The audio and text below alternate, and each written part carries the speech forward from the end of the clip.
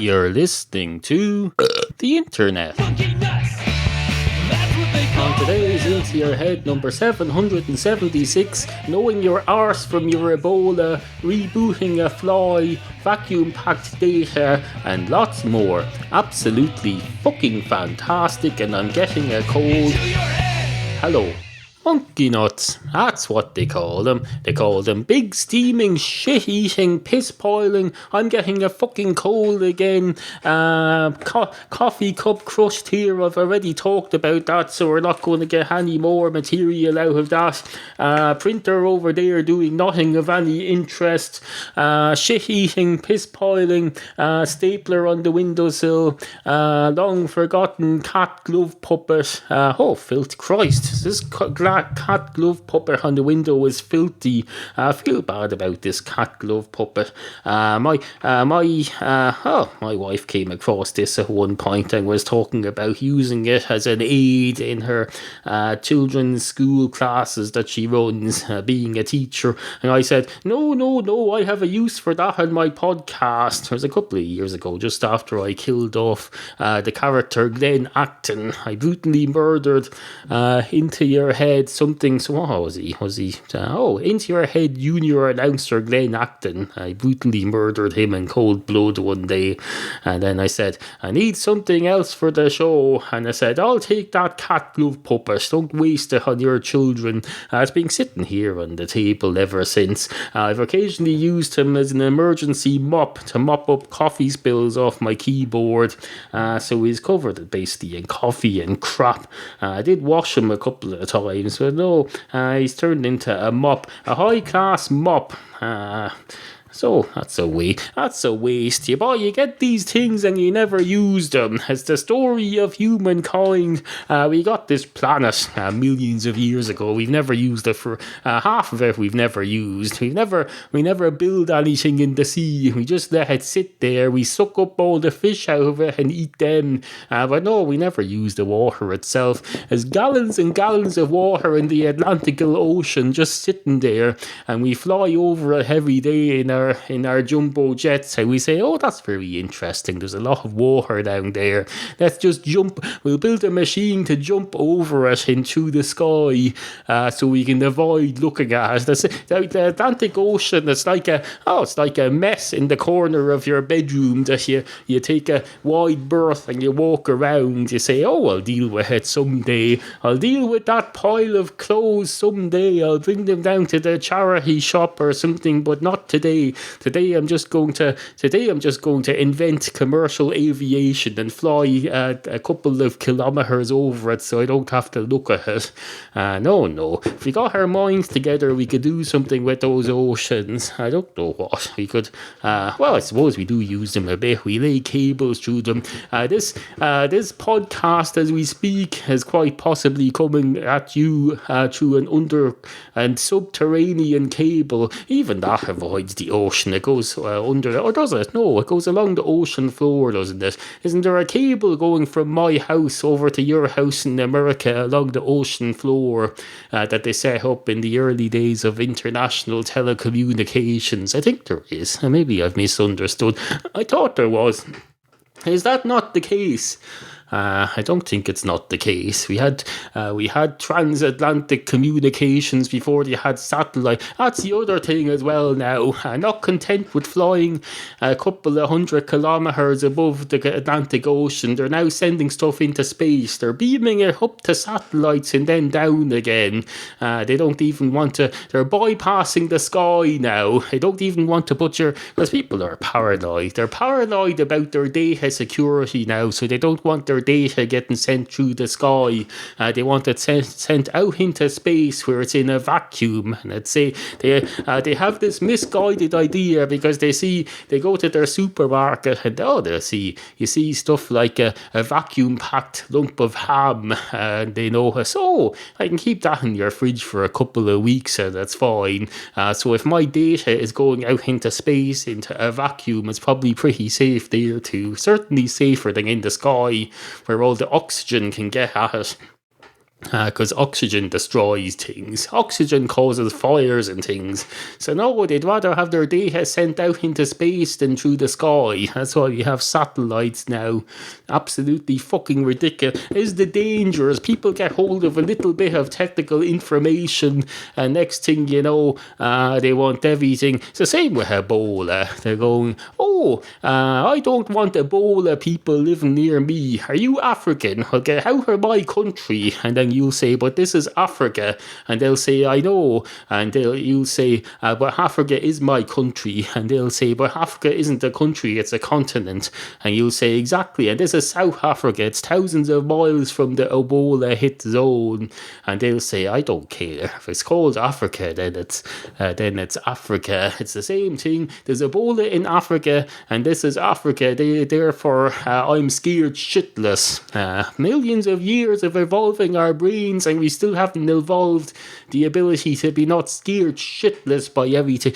Calm the fuck down, everybody. Take a chill pill. I've had half a litre of energy drink and about 4 double espressos in the last couple of hours. Like, even I'm not freaking out about Ebola. You're just sitting there freaking out about Ebola because you heard something Africa, something disease, something we're all going to die, and you hear that little phrase, we're all going to die, and then you freak out. Fucking take a chill pill. That's all I'm saying.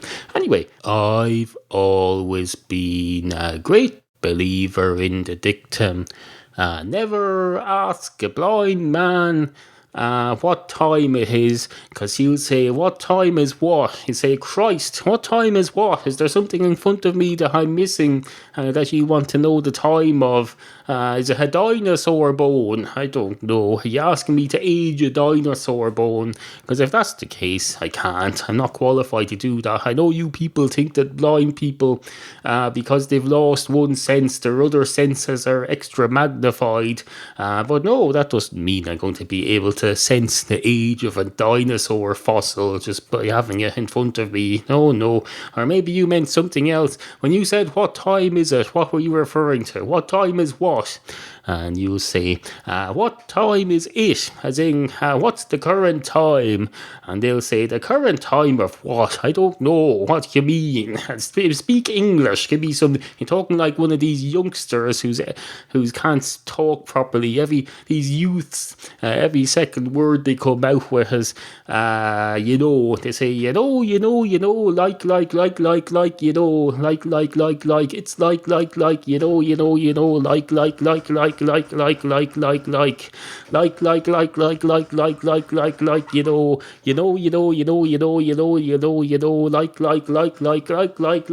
That's how the young people speak. They're very good at speaking. It's just that they can't say anything.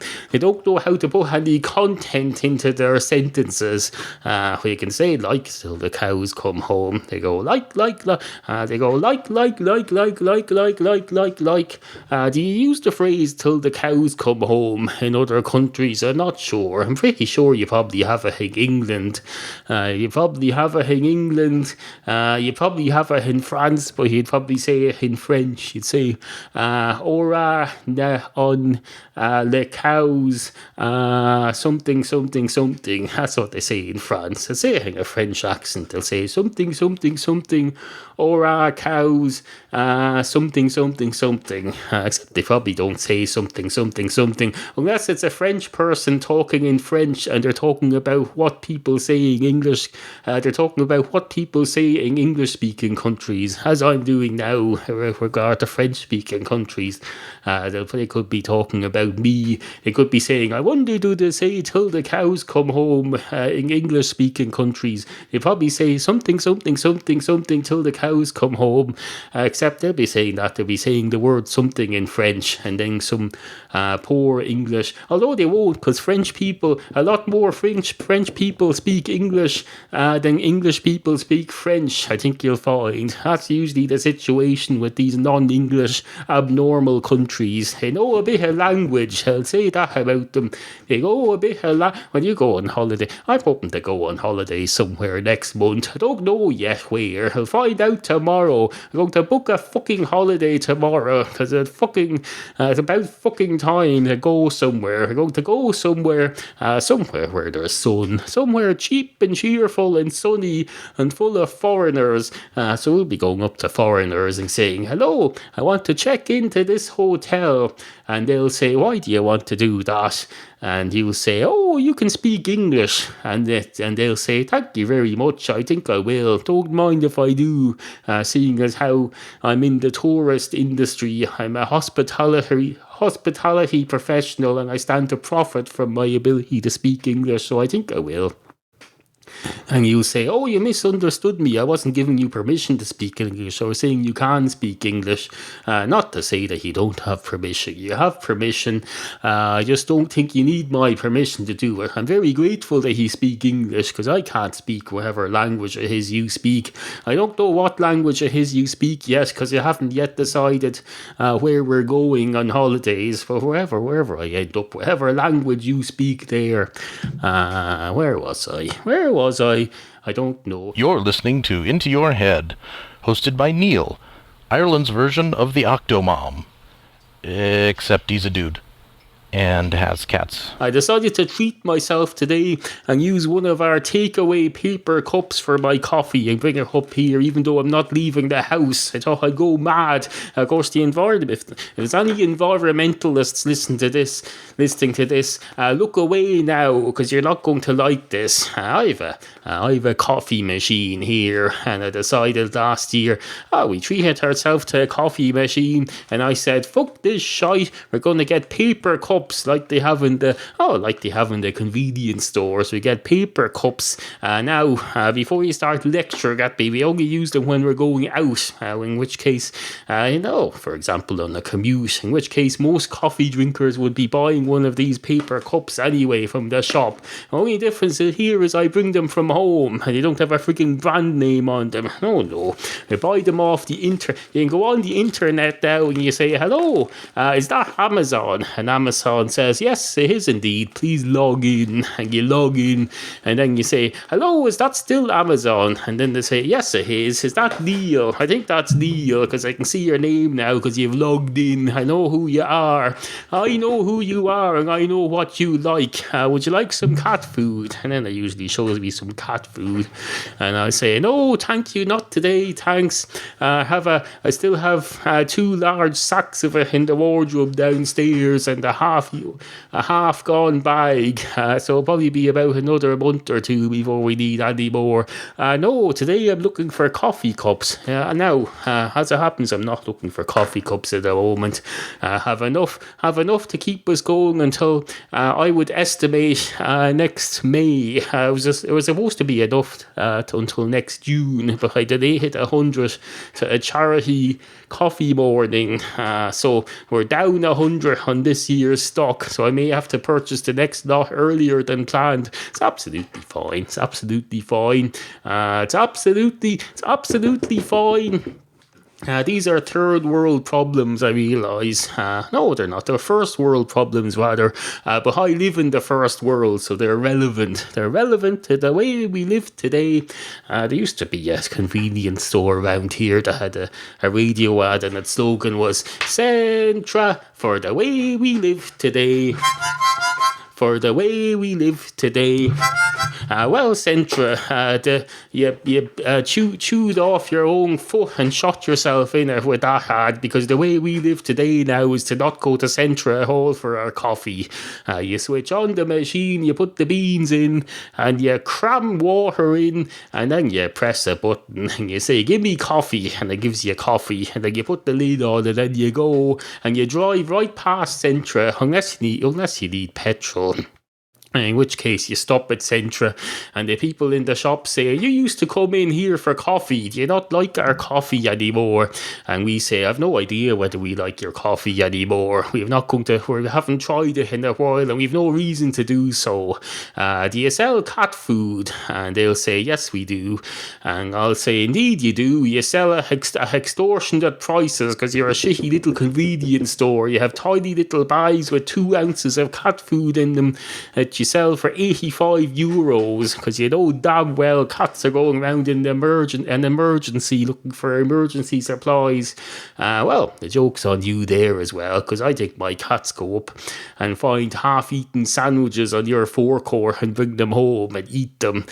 So fuck you. Where was I? I don't know. This isn't very entertaining as far as I'm concerned. Can't seem to need to get back into entertaining-y land. Where will we go? Without helping anyway, I just sprayed an aerosol deodorant at the microphone. I probably shouldn't have because that. So I forgot it's one of these 48-hour ones that have extra gassy or stronger.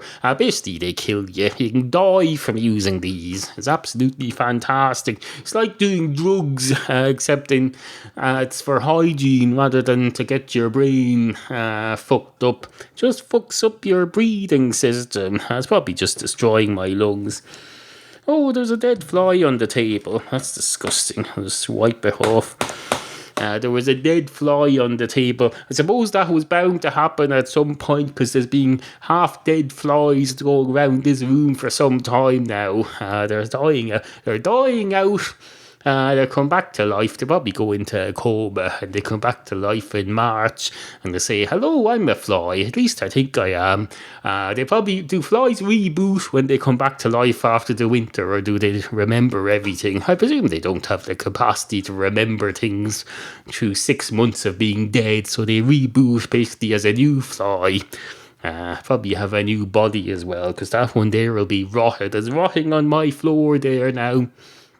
Along with my hair, because this is where I shave my head. And this very room is where I shave my head. So there's flies and hairs everywhere. If you ever get the chance to come in here, I'd turn it down if I were you. It's fucking disgusting. Fucking disgusting. As disgusting as be damned.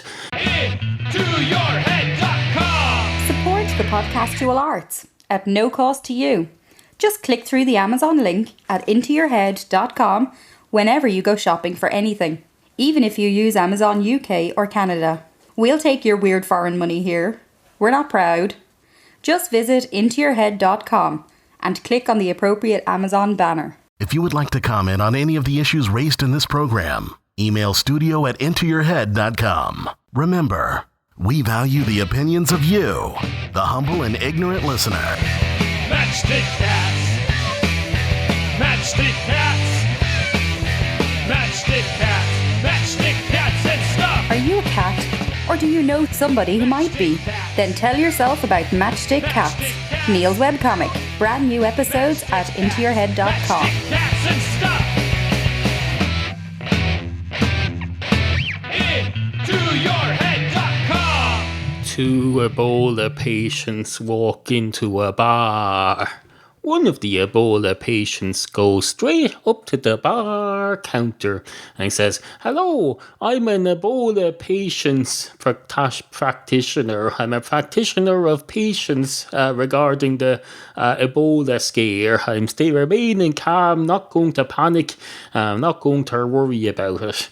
And the man behind the bar says, that's fine, as long as you're not an Ebola infectant. I don't mind you being one of these weirdo hippie not scared weird people, but as long as you're not infected with Ebola, because if you are, then I have an issue about that. And the Ebola patient says, oh, have you now? So you're an Ebola impatient. You've no tolerance of for Ebola or the people who choose to get infected by it. You want them all swept up off the earth and put out of your way because they're an inconvenience to you. Was that right? And the man behind the bar says, well, that's an interesting way of putting it. Well, I suppose, yes, that would be right. That would be right. And the Ebola patient's person says, I'm probably sounding a bit silly here, am I? And the man behind the bar says, no shit, Sherlock. And the Ebola patient's person says, you do understand now that I'm not an Ebola patient. I'm an Ebola patient's person. Just for anyone listening to this who is worried who thinks Ebola patients are being made fun of. No. What's this? What does this crap even mean? What does this crap even mean? And the barman says, you've got me there. I've no idea. Haven't a fucking clue. As long as you're going to buy a pint off me, that's all I ask. A pint of my finest Guinness or any other beverage you may like. Although if you're drinking vodka or something, probably shouldn't give you a pint of that. Well, we have various preset measurements for all of those things. So anyway, would you like to order something? And the Ebola patient says, certainly, I'd like to order a bit of tolerance and peace and understanding and generosity for our planet. And the barman says, oh, we don't sell those in here. We sell drink. Would you like to have some drink? Drink is good for you. Drink is great for you. Oh, in moderation. In moderation. You moderate your intake and then you moderate your outtake. By that I mean you moderate how long you let it stay in your system. You don't go cram it all down in one go. You just have an enjoy.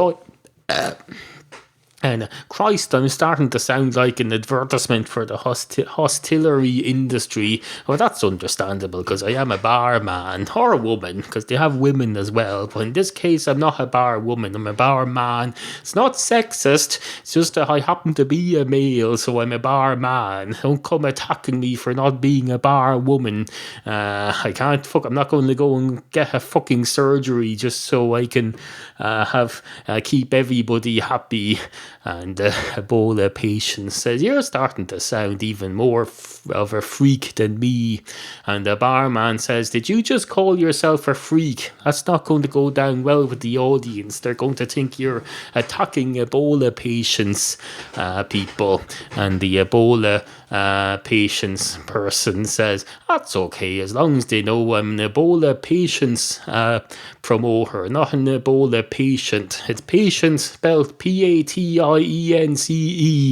I see spelling is important. Spelling is important. Learn your spelling, children. Learn your 12 times tables of spelling. I remember in school you used to learn your 12 times tables. You'd start off with you'd learn the 1 times 1, 1 times 2, 1 times 3, 1 times 4, etc. up until 12.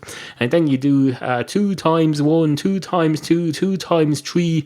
There was some redundancy in there because in the middle of your 1 times table you'd learn 1 times 2 equals 2, and then you'd finish that and you see I've learned that now, and then you'd go on to the next page which is your 2 times table, and it would start with 2 times 1 equals 2, which is basically a rerun. So there's a bit of redundancy and needless repetition in there, but the whole idea is you repeat them until you've committed them to memory anyway. They don't teach you how to do the it was all about memorizing this crap. It was never about teaching you how to do it. Anyway, then you'd also have your spellings tables. They weren't called spellings tables, but they were lists of words. You'd have a book and each page of it would have a list of words, and the teacher would say, now tonight for homework you're to do page 4 of your spelling book, and you'd bring it home and you'd say to your parents, apparently I've to do page 4 of this book today. Have you any idea what that might mean? And the parent would say, I don't know. I don't understand these new teaching methodologies. Let's have a look at this. Well, it says something about cat and bat and dog and... elbow and Ebola and turnip and something. It's all gobbledygook to me. It seems to be just a list of words. Maybe you're supposed to form them into a sentence or change or correct the spellings or something. I don't know. Let's have a look at the instructions. Is there instructions in the front of this book? And you have a look at the instructions, and all it says on the instructions pages, this book is copyright Folan's School Publishing 1982, all rights reserved. And the parent says, it mustn't be a thing where you have to correct the spellings, because you can't do that because it's copyright. You can't be changing the content of the book, so the spellings in here must be correct. So maybe you're supposed to just memorize the spellings and memorize the words that the spelling corresponds to. So, for example, if you learn the spelling C-A-T, you also have to memorize what word that relates to. So, there's no point just learning C-A-T, C-A-T, C-A-T, and then not knowing what word that refers to. You have to also connect it in your mind to cat. So, you have to go C-A-T cat, C-A-T cat, C-A-T cat. And if you repeat it enough times, your brain forms little connection paths between the letters C-A-T and the word cat. And then, of course, when you reach 18, they suddenly let you out into the real world, and you're out on your own, and you come across a cat in the street, and you don't know what to do with it except spell it. All you can do is spell it. What in the name of Christ use is that to anyone? And the patient's practitioner says, was that me talking, or was it you, the barman? I can't remember. Completely lost track. And the barman says, I don't know. I kind of assumed when you got onto the spelling thing that you were going to just abandon the whole bar story. And the older fella says, so did I, frankly. And a great night is had by all. You've been listening to Neal tell you stories. About cats, probably. Neal talks a lot about cats. Send your topic suggestions to studio@intoyourhead.com.